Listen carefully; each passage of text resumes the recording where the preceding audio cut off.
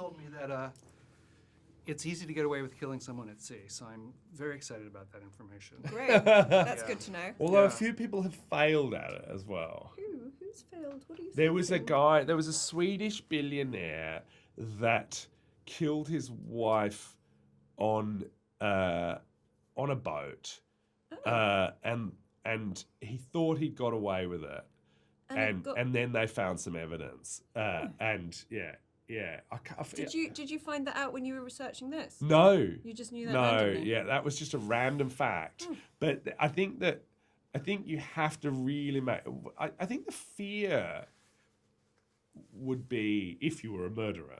I mean, I wouldn't have this fear because I'm not a murderer. Yep. But the fear would be that the body would turn up somewhere. Like you'd need an explanation. Well, you'd for weight that. it down, wouldn't you?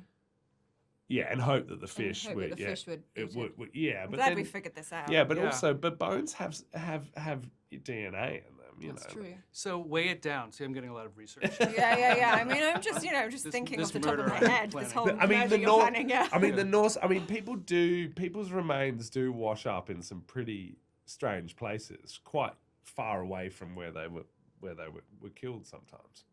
I look like an expert in being a creep. In murders on boats. Creepy. I mean, a lot of people get into this job because it's the only way that they can deal with their own psychopathy is to put it into movies. Sure. But I've done some films about things that are not weird. All right. So on that note, the woman in cabin 10. Laura here's an award-winning journalist. He's doing a piece for us on the Foundation. I know this is an unusual approach to charity. 3 days on a luxury yacht. Laura here's going to be spying on us. The world awaits with bated breath. It's good. It's a kind of a Agatha Christie meets Gone Girl with a little gaslight, thrown in there. Is that the kind of movie you enjoy, like when you're flipping at night, trying? I love a thriller. I've always loved a thriller. I mean, I'm just like, it's my happy place is a thriller. So yes, it's totally where I'd go. I like to guess who did it. I like to guess what the twists are. I like to feel the tension. I like all of that. And this one's set on a super yacht, so come on. Are you happy with the way it turned out? Haven't seen it yet. Don't watch it. I'm not watching it. My face is all over it. I can't watch it. I'm in it too much. Yeah. I think I wouldn't be able to be you in this film and watch it. No. You're not saying you haven't seen it yet. No, I haven't, but I often don't see things. She's seen a significant amount of it because she did ADR. She did ADR, which is additional dialogue recording, which is when you look at yourself and repeat what you did just in a more clear way for sound, if there was wind that day or whatever. So you have actually seen quite a lot of the movie. Yeah. And she wasn't horrified. In fact, she said a couple of times, that's really cool. That should be on the poster. She wasn't horrified. Keira Knightley.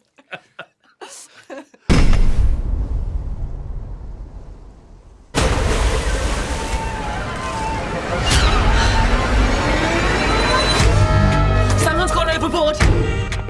Who did you see? It's the woman next door, the woman from the cabin there. She said it was from cabin 10. Yes, sir, that's what's so unusual. I was backing in, I turned around. There was never a guest staying in here, Miss Blackie. Everyone's accounted for. What were the biggest inconvenience of working on a yacht? I'm sure wind and noise. What are the perks and what are the downsides? I would say the perks are the way the film looks. That was almost the point of being on that's the yacht, almost in most locations that are difficult. The only perk is the way the movie looks. Everything else is just a compromise. And you can't like. I was dreaming about studios, but at the end of our we were 3 weeks in the yacht, and I was just like, I cannot wait. Partly because so the yacht is extraordinary, but it's built to have 12 guests and 25 crew.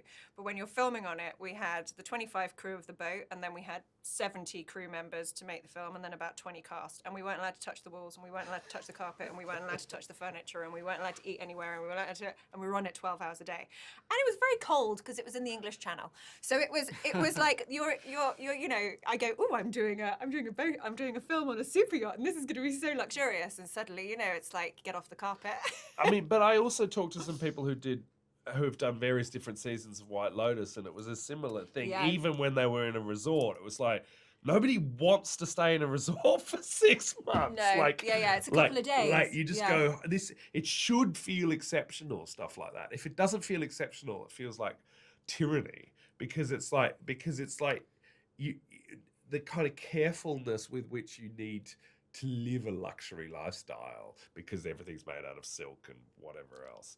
Like that's not anything that you kind of any of us would choose. Like we all have the things in our lives that we know that we can destroy.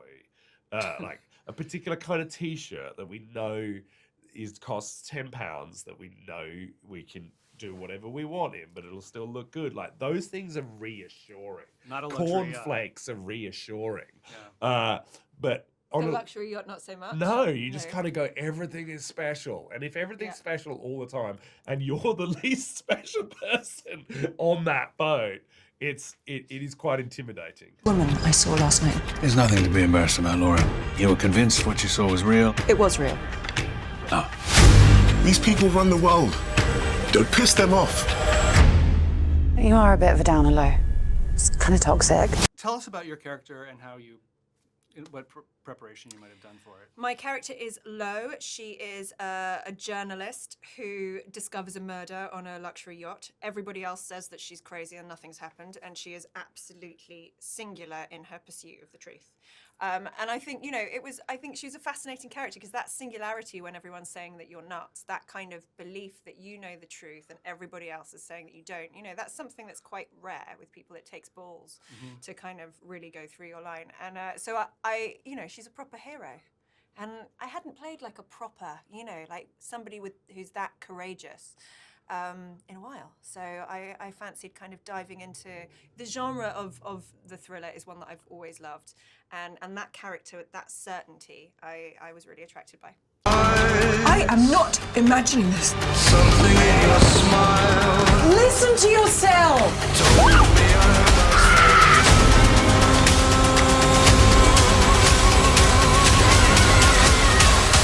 Was it kind of a feminist statement? Because there's this woman and everybody's saying, "Oh, calm down, have a drink." Yeah, I think there's absolutely people don't believe women all the time, or very specifically, if a man says this is the truth, they're more likely to believe than if a woman says this is the truth. So absolutely, it is feeding into that. But it's also it's everybody's nightmare, whether you're a man or a woman, to know that something's happened, to be speaking the truth, and everybody tells you you're lying or you're insane. I mean, that's everybody's nightmare. So it was sort of an exploration of that. But it's also just a really great vehicle for Keira's kind of innate intelligence, plus her charm, plus her humor.